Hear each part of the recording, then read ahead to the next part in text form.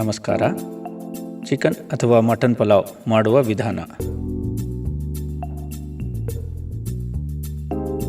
ಅಕ್ಕಿ ಅಳತೆಗೆ ತಕ್ಕಂತೆ ನೀರನ್ನು ಹಾಕಿ ನೆನೆಸಿಡಿ. ಅಕ್ಕಿ ಸ್ವಲ್ಪ ಗಟ್ಟಿ, ಹಾಗಾಗಿ ಅರ್ಧ ಗಂಟೆ ನೆನೆಯಬೇಕು.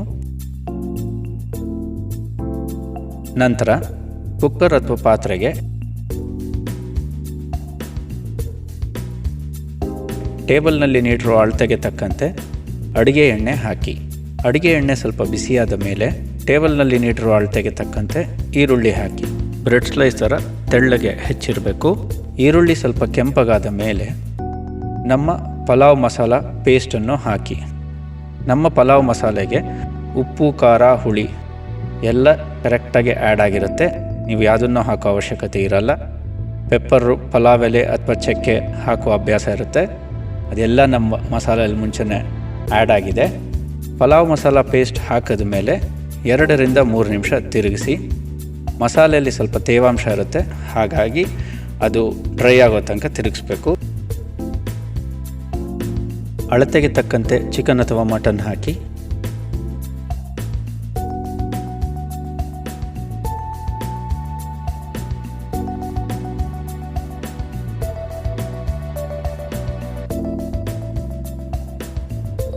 ನಂತರ ಚಿಕನ್ ಅಥವಾ ಮಟನ್ ಬೇಯಲು ಅಳತೆಗೆ ತಕ್ಕಂತೆ ಟೇಬಲ್ನಲ್ಲಿ ಮೆನ್ಷನ್ ಮಾಡಿರೋ ಪ್ರಕಾರ ನೀರನ್ನು ಹಾಕಿ. ಚಿಕನ್ ಅಥವಾ ಮಟನ್ 60ರಿಂದ 70% ಬೇಯೋ ತನಕ ಕುದಿಯಲು ಬಿಡಿ. ಅಕ್ಕಿ ನೆನೆಸಿಟ್ಟಿರುವ ನೀರನ್ನು ಹಾಕಿ ನೀರು ಕುದಿಯುವ ತನಕ ಬಿಡಿ.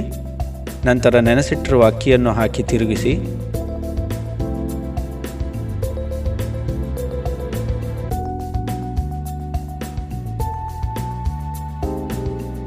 ಎರಡು ವಿಷಲ್ಗೆ ನಮ್ಮ ಚಿಕನ್ ಅಥವಾ ಮಟನ್ ಗುಂಡು ಪಲಾವ್ ರೆಡಿಯಾಗಿರುತ್ತದೆ.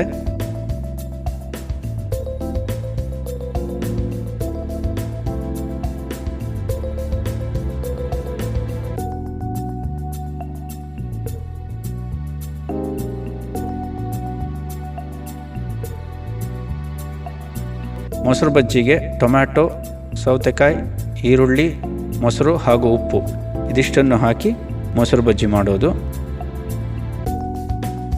ಇದು ನಮ್ಮ ಗುಂಡು ಪಲಾವ್ಗೆ ಪರ್ಫೆಕ್ಟ್ ಕಾಂಬಿನೇಷನ್. ನಮಸ್ತೆ. ಎಂಜಾಯ್ ಗುಂಡು ಪಲಾವ್.